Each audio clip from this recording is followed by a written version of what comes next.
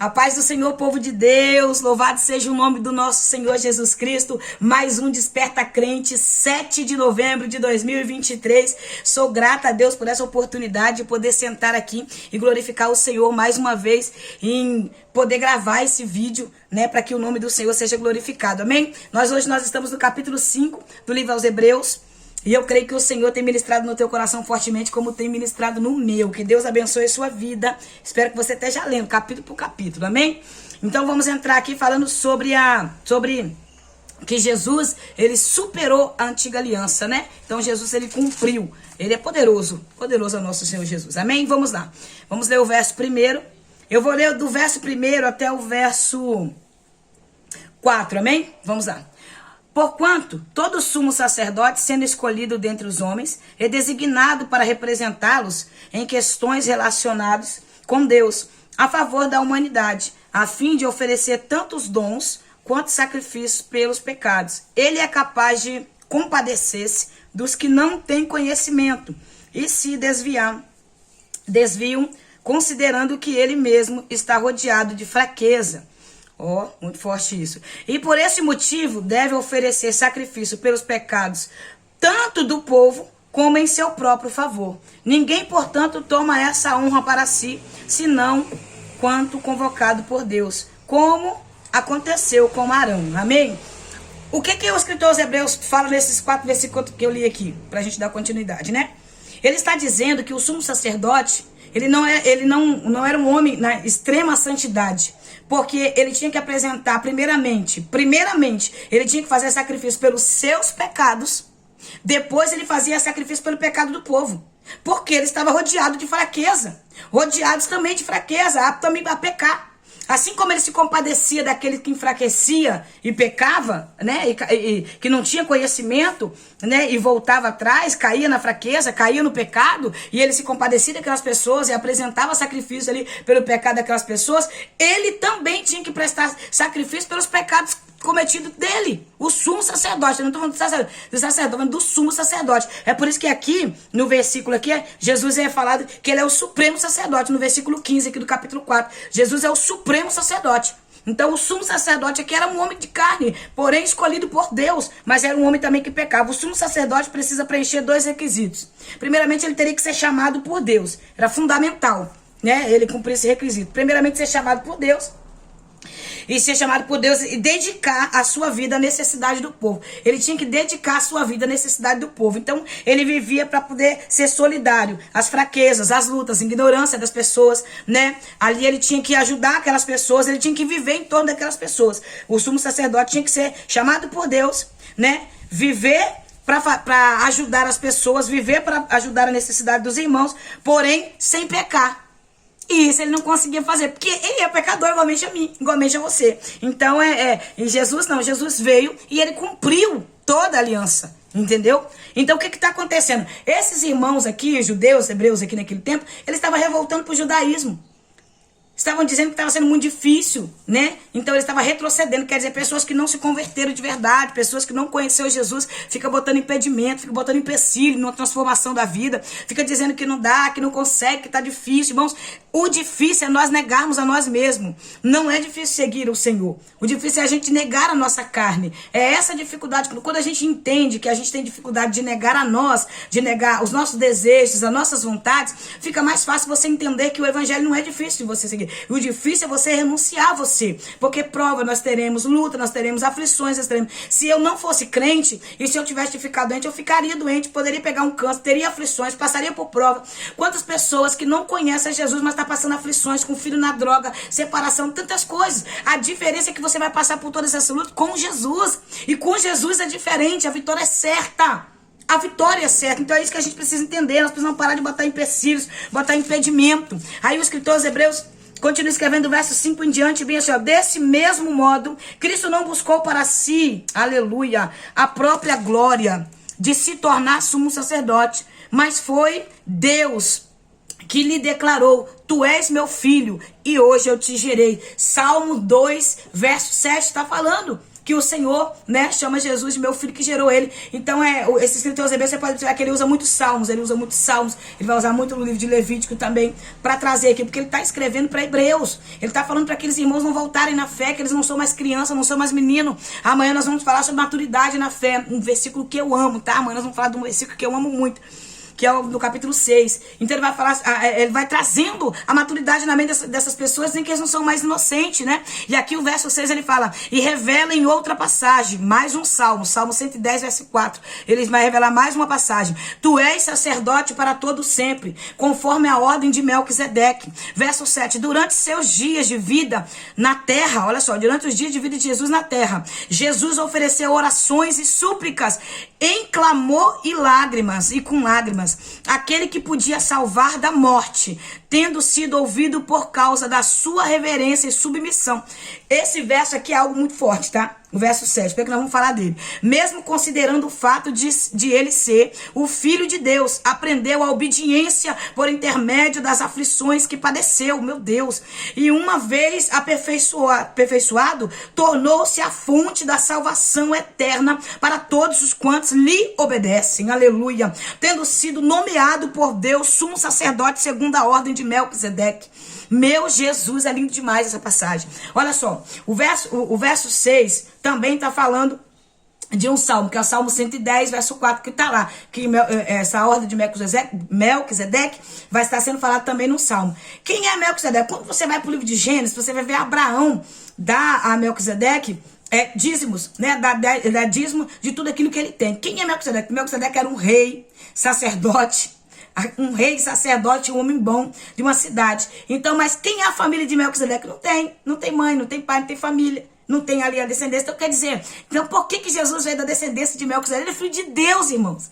Filho do Deus vivo. Ele é filho do Criador do universo. É por isso que ele é sacerdote, conforme a ordem de Melquisedeque. Ele é rei, ele é sacerdote, ele é supremo sacerdote, ele é sumo sacerdote, ele é o sacerdote, ele é rei, ele é todo poderoso. Então nós entendemos que ali no Getsemane, no verso 7 aqui, ele está citando o Getsemane, quando Jesus orou ali em lágrimas, né? Que a Bíblia vai nos dizer que ele chorou lágrimas de sangue ali. Ele vai pedir ao Senhor, se for possível, parta de mim esse cálice. Quando Jesus fala aquilo ali, não é Jesus dizendo que não queria dar a vida por nós. Não é Jesus dizendo que não conseguiria dar a vida por nós. O que Jesus estava sentindo sobre ele era a carga de todo o pecado da humanidade. Jesus estava vendo ali cada pecado depravado da humanidade. Pedofilia, estava vendo ali zoofilia, estava vendo ali tantas coisas terríveis, que estava ali todo o pecado da humanidade. Jesus estava ali sobre ele. Ele se fez maldito no madeiro por mim e por você, pelos nossos pecados. Jesus se entregou. Então essa oração que ele fazia em lágrimas e clamou a Deus, a quem podia e pode salvar, é por isso que o versículo diz, tendo sido ouvido por causa da sua reverente submissão. Jesus era ouvido porque da submissão, irmãos. A obediência, a submissão faz Deus nos ouvir.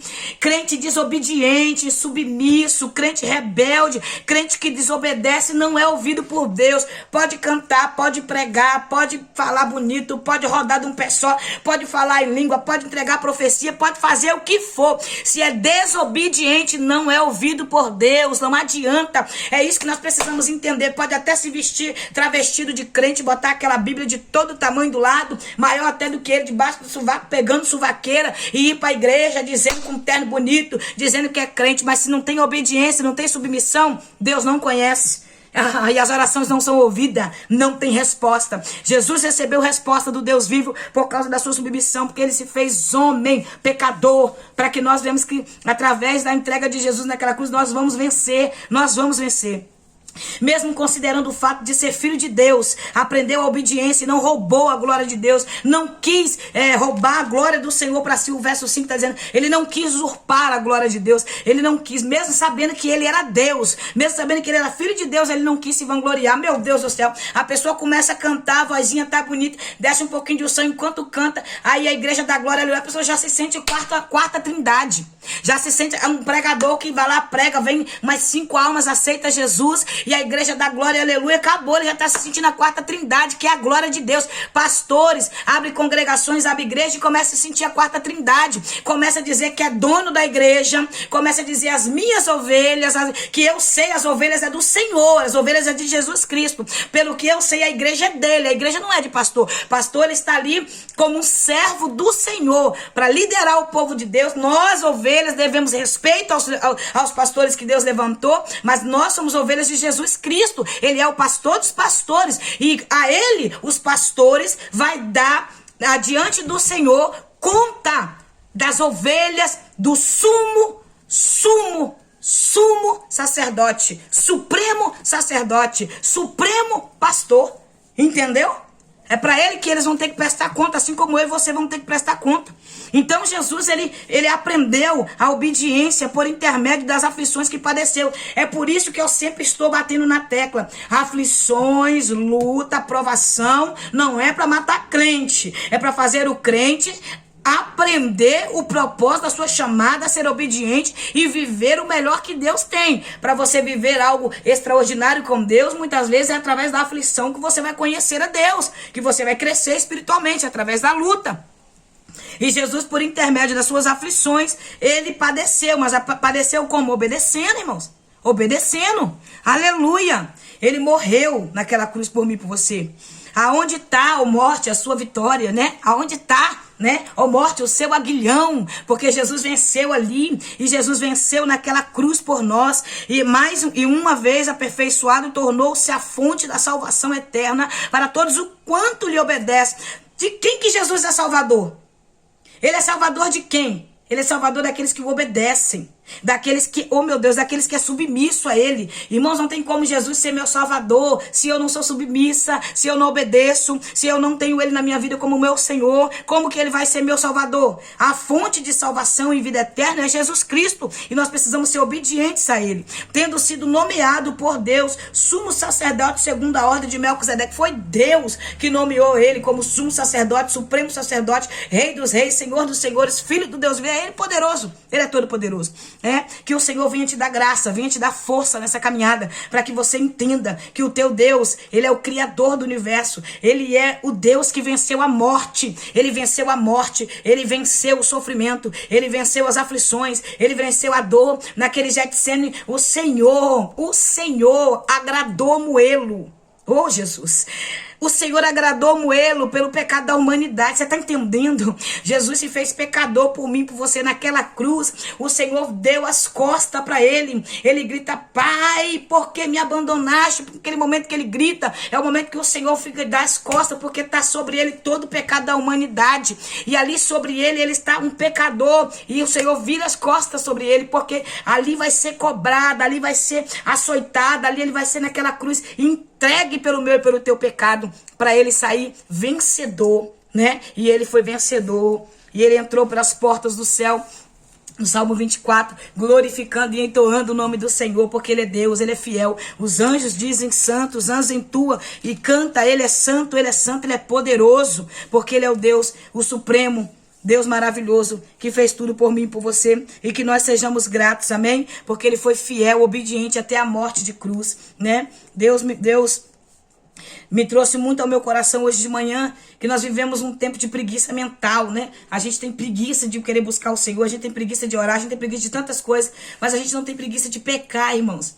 Nós não temos preguiça de fazer aquilo que não deve. Nós não temos preguiça. Eu fico observando que nós estamos vivendo um tempo, cada dia que passa, de decadência espiritual. Claro que tem pessoas lutando pela sua salvação, como eu estou lutando pela minha. Mas tem mais pessoas desanimadas do que pessoas animadas na presença. Então que nesse momento o Senhor venha te fazer entender que ele venceu por mim e por você. Ele já venceu ali na cruz. Amém? Que Deus te abençoe, que nós possamos aprender a ser obedientes cada dia. Que nós vivemos essa vontade do Senhor, sendo aperfeiçoados por ele. Porque as aflições não vêm para matar, mas vem para aperfeiçoar a nossa vida em Cristo Jesus. Que Deus abençoe no nome do Senhor Jesus, que nós venhamos buscar essa maturidade. E amanhã nós vamos falar sobre a maturidade. Eu falei que amanhã é capítulo 6, né? Não, a gente vai estar no capítulo 5, mas nós vamos estar no verso 11 em diante, amém? Deus seja louvado. Pai, eu quero louvar o teu nome santo, te agradecer por essa oportunidade, bendizer o teu nome por estar na tua presença. Assim eu me entrego nas tuas mãos, clamando a tua graça, a tua misericórdia, pedindo perdão pelas minhas falhas, pelos meus pecados, no poder do nome de Jesus. Amém. Que Deus te abençoe. Muito obrigado pela confiança. Se inscreva no canal, dá o like, compartilha, comenta. Nós estamos juntos no nome de Jesus. Amém? Deus te abençoe. Sinta-se abraçado. Que a paz do Eterno te alcance. Que a misericórdia e a graça do Senhor te alcance. E que você saiba que Ele venceu. Ele venceu. Ele venceu por mim e por você. E nós podemos dizer, ó morte, onde está a tua vitória? Aonde está o teu aguilhão? Nós podemos dizer, porque o nosso Jesus venceu. Pegou a chave do inferno, a chave da morte. Está na mão de Jesus. Amém? Deus é maravilhoso. Nenhuma folha cai do pé de árvore sem a autorização dele. Amém? Então não temas. Somente confia que Deus é fiel. Deus te abençoe. Que a paz do Eterno te alcance. Amém?